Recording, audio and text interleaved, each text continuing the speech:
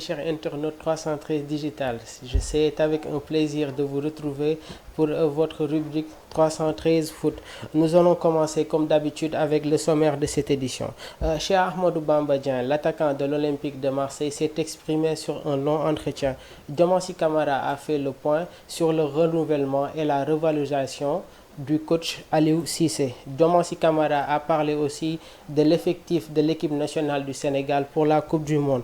Nous allons voir le tour d'Europe, commençant par le forfait de Presnel Kimpembe pour la Coupe du Monde. Axel Disasi, Monaco, moom moo koy remplacé. Marcus Thuram a été appelé par le sélectionneur de l'équipe de France Didier Deschamps. Moom mooy nekk 26e joueur ci groupe français bi. Cristiano Ronaldo s'est exprimé sur un long entretien. Il a beaucoup parlé, s'est exprimé librement sur la direction bavaroise, sur la direction plutôt mancunienne ak problème yu muy jànkonteel fu mu nekk nii. Mesdames et messieurs, Cheikh Ahmadou Bamba Dieng, l'attaquant de l'Olympique de Marseille, s'est exprimé. Moom nee na si j'avais raté mon penalty à la Coupe d'Afrique des Nations, c'était fini pour moi. Mi ngi doon wax tamit nekk bi mu nekkee xale, il aimait le football et il fallait que mu réussir pour jàppale ñi nga xam ne moom mooy waa famille am. J'avais pas le choix, je devais signer pro. Lors de son penalty tiré lors de la finale avec l'Égypte, le jeune attaquant sénégalais moom nee na que amoon na pression parce que lu toll ni finale Coupe d'Afrique des Nations mu nekkoon quatrième tireur, c'était pas évident et c'était pas facile. waaye gis nañ ne que il a été précis sur son tir. Actuellement nag moom nee na il se sent bien, il est en forme et nee na qu'il va faire une très bonne Coupe du Monde. Il a aussi rappelé que bi mu nekkoon ci U20 yi am na benn mondial boo xam ne convoqué wuñ ko woon, loolu metti woon na ko trop, waaye toogoon na sax nee na ay jours yoo xam ne mënul woon lekk ba pare nag boole ko ci ay jooy. Donc je pense que sélection biñ ko woo nii pour Coupe du Monde bi, c'est une très belle récompense pour lui. Diomansy Kamara a fait le point sur le prolongement et la revalorisation du coach Aliou Cissé. Beaucoup de discussions autour de son nouveau salaire.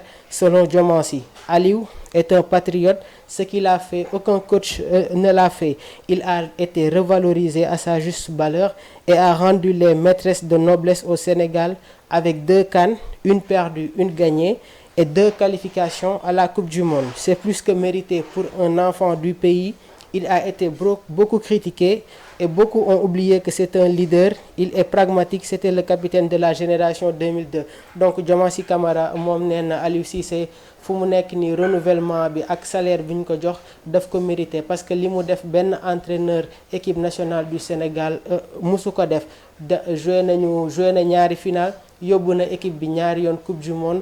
Donc am na loo xam ne daf ko mérité et ñu fàttaliku leen que Aliou Cissé moom moo nekkoon le capitaine de la génération 2002. Am na nag ay stats yu doon wane que Aliou Cissé bokk na ci entraîneur yi nga xam ne seen salaire moom moo gën a wàcc ci entraîneur yi nga xam ne ñoom ñoo nekk Coupe du Monde. Ki nga xam ne nag Diomansy Kamara moom nee na les entraîneurs locaux doivent être valorisés à leur juste valeur.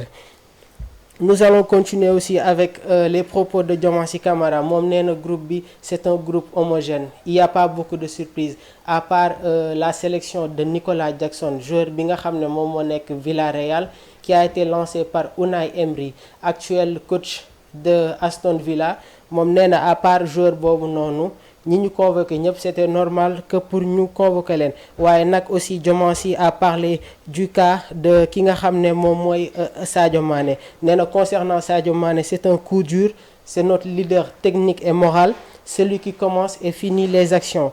Te mu fàttali leen que Sadio Mané moom moo ñu yóbbu Qatar ndax moom moo dugal penalty bi nga xam ne contre Égypte moo ñu permettre ñu qualifier. Waaye nag nee na il faut se serrer les coudes plus que jamais. Fu mu nekk nii nag dès le premier match il faudra être très fort. Et concernant la blessure de Sadio Mané, nee na sénégalais yi nañ éviter yenn wax yi pour bañ a jox yenn information yi adversaire u Sénégal. Concernant Samuel Eto'o sax Diomansy Kamara ñëwaat na ci ay propos am. Nee na il y a un vent nouveau qui souffle en Afrique te yaakaar nañ ne que dina am benn équipe africaine boo xam ne dina qualifier ci finale Coupe du Monde. Waaye nag du ay wax moom lañ koy defee loolu noonu waaye ci ay jëf. Nous allons continuer toujours avec le tour de rôle ki nga xam ne moom mooy Presnel Kimpembe le défenseur du Paris Saint-Germain moom am na ay analyse yu mu doon def concernant sa participation à la Coupe du Monde waaye Presnel Kimpembe moom du bokk ci Coupe du Monde bi. Il a publié ci compte Twitter am qu'il est obligé de déclarer forfait parce qu'il n'est pas à 100%. Le défenseur de l'AS Monaco Axel Disasi moom moo koy remplacer. Marcus Thuram, l'attaquant du Borussia Mönchengladbach, moom a été convoqué par Didier Deschamps. Moom mooy 26e joueur bi nga xam ne entraîneur français bi moom la woo. Démb ci diggante Olympique de Marseille ak Monaco ki nga xam ne moom mooy Amin Harit, l'attaquant de l'équipe de Maroc, moom dafa def benn choc ak Disasi bi bu ñu doon wax. S'il est blessé au genou. Donc, le joueur a été sorti par civière et ce matin, on a appris qu'il est forfait pour la Coupe du Monde. Cristiano Ronaldo s'est exprimé sur un long entretien.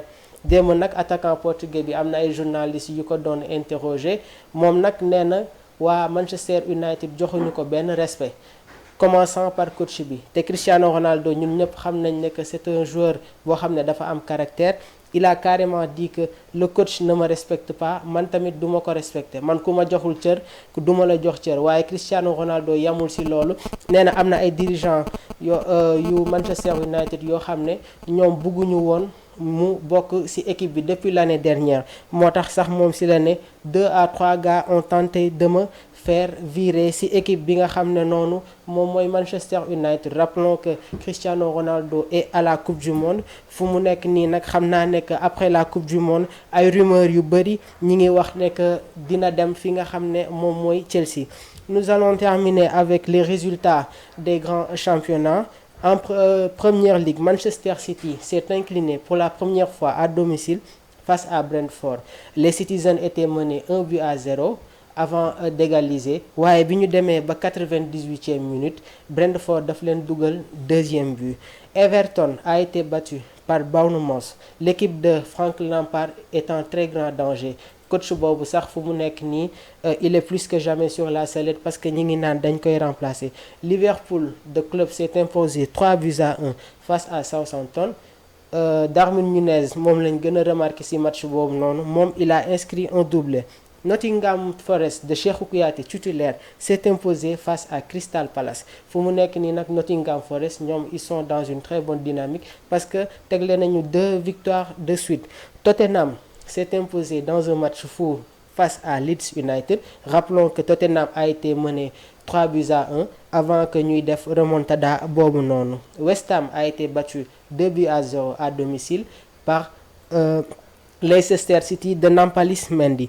Newcastle a battu Chelsea de Graham Potter. Graham Potter fu mu nekk nii Chelsea a enchaîné une 3e défaite de suite fu mu nekk nii nag les rumeurs disent que est-ce que sax entraîneur boobu noonu duñ ko dàkk. Rappelons que moom moo remplacé Thomas Tuchel bi nga xam ne moom moo yoroon Chelsea.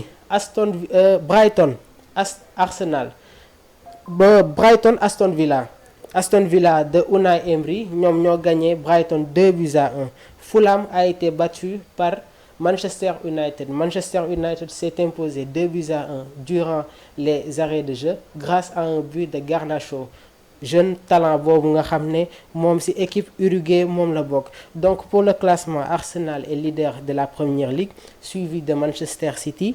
Newcastle moo ci topp, Tottenham, Manchester United, Liverpool, Brighton ak Chelsea. Ñu continuer sur le tour d'Europe. En Bundesliga, Borussia Mönchengladbach s'est imposé 4-2 face au Borussia Dortmund. Bayern Leverkusen s'est imposé face à Stuttgart. Le Werder de Brême s'est incliné à domicile 2-1 face au Leipzig de Abdou Diallo. Le Bayern de Munich s'est imposé 2-0 face au Schalke. Donc si Bundesliga boobu noonu Bayern moom mooy premier, Fribourg moom mooy deuxième, Leipzig mooy troisième, Francfort quatrième, Union Berlin cinquième et le Borussia Dortmund sixième. Nous allons continuer en Ligue 1. Lyon a concédé le match nul à domicile face à Nice. Rennes, Lens moo gagné 2-1 à domicile. Rennes contre Toulouse, Rennes s'est imposé 2-1 face à Toulouse. Paris Saint-Germain démb mi ngi doon joué ak Auxerre bi Mbaye Niang. Paris moom moo gagné 5-0. Lille s'est imposé 1-0 face à Angers. Monaco, Marseille 3-2. Les Phocéens ont remporté ce match durant les arrêts de jeu. Ki nga xam ne moom mooy Cheikh Ahmadou Bamba Dieng ak Pape Gueye ñoom jot nañ dugg ci fin temps bi. Strasbourg, Lorient moo mëne woon Strasbourg 1-0 avant que Habib Diallo moom remplaçant la waaye bi mu duggee moom moo égalisé pour Strasbourg. Suñu gaynde boobu nag moom gisuñu ko ci liste bi nga xam ne mooy joueur yu war a dem Coupe du Monde. Donc Paris Saint-Germain moom mooy premier, Lens moom mooy deuxième, Rennes moom mooy troisième, Olympique de Marseille mooy quatrième, Lorient cinquième, Monaco sixième, Lille septième, Olympique Lyonnais huitième, Nice moom mooy neuvième. Nous allons terminer avec la Série A. Napoli s'est imposé 3-2 face à Udinese. Les Napolitains sont plus que jamais leaders avec 11 points d'avance sur le deuxième. L'Inter de Milan est allé s'imposer 3-2 face à l'Atalanta Bergame. La Roma de José Mourinho a concédé le match nul 1-1 face au Torino. Le Milan AC a battu la Fiorentina 2-1. La Juventus s'est imposée 3-0 face à la Lazio. Ki nga xam ne moom mooy entraîneur de la Juventus moom il était sur la sellette waaye fu mu nekk nii la Juventus a enchaîné un 6e victoire d'affilée ci championnat italien boobu noonu. Donc pour terminer, Napoli moom mooy premier, Milan mooy deuxième, Juventus troisième, Lazio quatrième, Inter cinquième, Atalanta sixième, Roma septième. Mesdames et messieurs, c'est tout pour cette édition. Xam naa di leen bàyyi programme 313 digital yi ñi ngi continuer. Nous vous donnons rendez-vous demain, Inch'Allah, pour un nouveau rubrique sportif. Merci beaucoup.